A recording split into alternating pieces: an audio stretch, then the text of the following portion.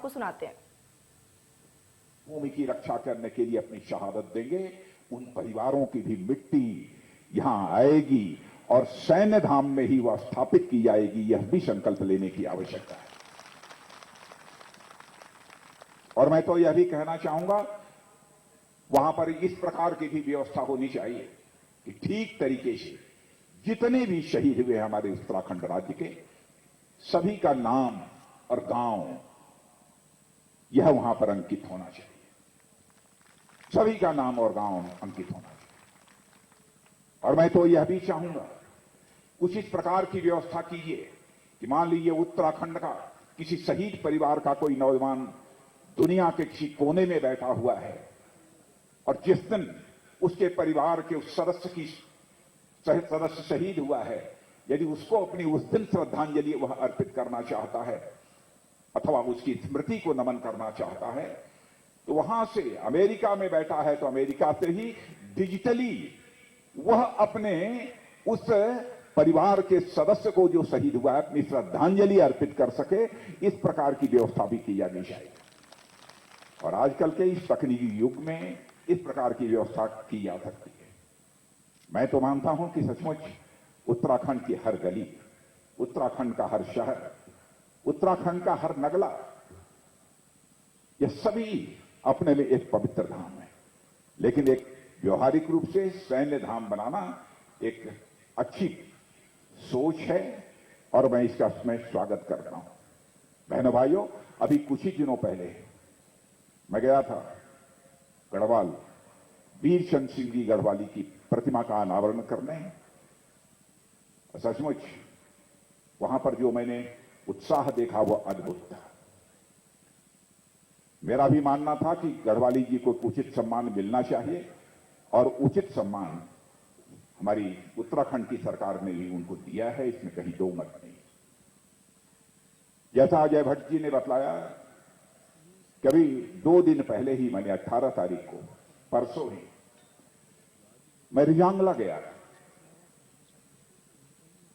जैसा मुझे बतलाया गया, चीफ ऑफ डिफेंस स्टाफ ने बतलाया, आर्मी चीफ ने, वहां मौजूद सारे लोगों ने, कि आज तक कोई डिफेंस मिनिस्टर रिजांगला में आया नहीं था। पहले भी मुझे बताया गया। रिजांगला में इस बार भी क्या हुआ है इसकी आप सबको जानकारी हो। 1962 का भारत और चीन का जो युद्ध हुआ था, रिजांगला में इसी हमारे कुमायूं बटालियन, कुमायूं के रहने वाले 13 कुमायूं बटालियन के 124 जवानों ने जो करिश्माई काम किया है बहनों भाइयों, उसको यह भारत कभी भूल नहीं सकता। जब हमने उनकी शौर्य और पराक्रम की गौरव गाथा सुनी, तो मैंने चीफ ऑफ डिफेंस स्टाफ और आर्मी चीफ को मैंने कहा कि मैं वहां जाऊंगा। और यह अपना विचार 5 महीने पहले मैंने व्यक्त किया। मैंने कहा कि वहां पर कुछ स्मारक बना है कि नहीं बना है, बना है तो कैसा बना है। तो बताया साहब एक बना तो है, यहां पर हमारे 114 जवान जो शहीद हुए थे, स्मारक बना है। लेकिन वैसे ही वो करके एक जैसे सामान्य एक स्मारक होता है वैसा बन गया है। मैंने कहा नहीं, भले ही भारत और चीन सीमा का बॉर्डर हो, लेकिन वहां पर भव्य स्मारक बनना चाहिए। और बहनों भाइयों, मैं तो कहूंगा, आमंत्रित करना चाहता हूं अपने सभी सम्मानित पूर्व सैनिकों को कि आप जाकर देखिए किस प्रकार का वहां पर स्मारक इस बार बना, भव्य स्मारक बना। और मैं दावे के साथ कह सकता हूं कि ऐसा बना है कि अब भारत के कोने कोने लोगों से जब उन लोगों को जानकारी प्राप्त होगी तो वे देखने के लिए जाएंगे कि रिजांगला में अब कैसा स्मारक बना है इतने वर्षों के बाद।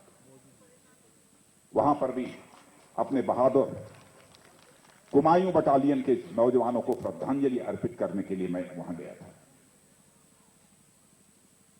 क्या बहादुरी की थी हमारे कुमायूं बटालियन के वीर जवानों ने। बहनों भाइयों, जैसा मुझे बताया गया कि 114 हमारे जवान शहीद हुए थे। और 114 जवान, उन्होंने भी करिश्माई काम किया था।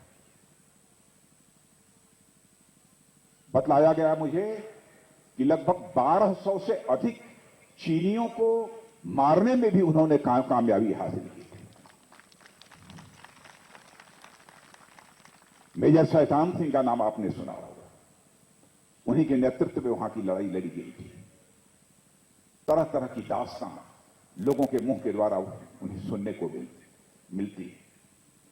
वहां जब मैं गया तो एक रिटायर्ड ब्रिगेडियर, जो कि उस कंपनी को कमांड करने वाले थे, कंपनी कमांडर आरवी जटार, वो हमको मिले।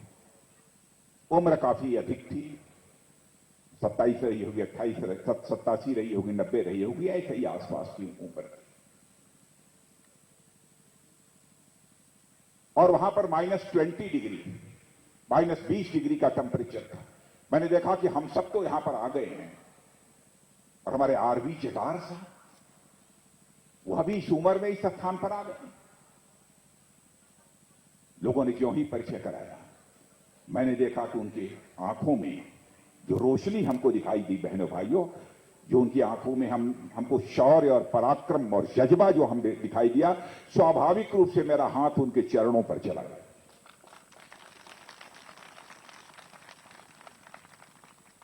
और मैंने फैसला किया, वह व्हील चेयर पर बैठकर आए थे, मैंने फैसला किया कि अब इसे व्हील चेयर को मैं ही लेकर स्मारक पर श्रद्धांजलि अर्पित कराने के लिए मैं ले जाऊंगा। और उनको वहां पर मैं स्वयं ही व्हील चेयर पकड़कर अपनी श्रद्धांजलि अर्पित कराने के लिए उनको लेकर गया था। मैं समझता हूं कि भारत के हर नागरिक का यह जिम्मेदारी बनती है, जो हमारे शहीद हैं, शहीद हुए हैं, उन शहीदों के परिवारों के प्रति एक सच्चा, एक सम्मान का भाव उनके अंदर होना चाहिए। और मैं आपको याद दिलाना चाहता हूं कि जब हम लोग सरकार में आने की लड़ाई लड़ रहे थे, मैंने लड़ाई मैदान की लड़ाई नहीं थी, एक चुनावी लड़ाई, 2014, उस समय मैं भारतीय जनता पार्टी का अध्यक्ष था, और आज के हमारे आदरणीय प्रधानमंत्री नरेंद्र मोदी जी प्रधानमंत्री के उम्मीदवार। हरियाणा में पहली सैनिकों की सार्वजनिक सभा हुई थी, और हमारे सारे सम्मानित पूर्व सैनिकों ने आवाज उठाई थी कि 1 रैंक 1 पेंशन की बात 40 वर्षों से चल रही है, या तो इसकी चर्चा ही बंद हो जानी चाहिए, और इस चर्चा भी हो रही है तो हमारे सीट तो सैनिकों को दिया जाना चाहिए। उसी समय आज के प्रधानमंत्री आदरणीय नरेंद्र मोदी जी ने वादा किया कि नहीं, हम सरकार बनने के बाद पूर्व सैनिकों को 1 रैंक 1 पेंशन की सुविधा देंगे।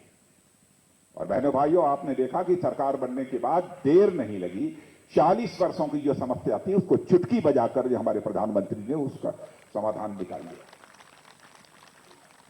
आगे भी उसमें और कुछ भी होना है, कुछ विलंब हो रहा है, 1-2 साल का रिवीजन वगैरह की भी बात चलती है, उसका भी समाधान निकलेगा। मैं जब रक्षा मंत्री के रूप में अपनी जिम्मेदारी का निर्वाह कर रहा था, या जब से करना प्रारंभ किया, तो बीच में यह भी बात आई थी कि साहब 2006 से पहले के जो नायब सूबेदार हैं, उनको रिवाइज पेंशन का लाभ नहीं मिलता।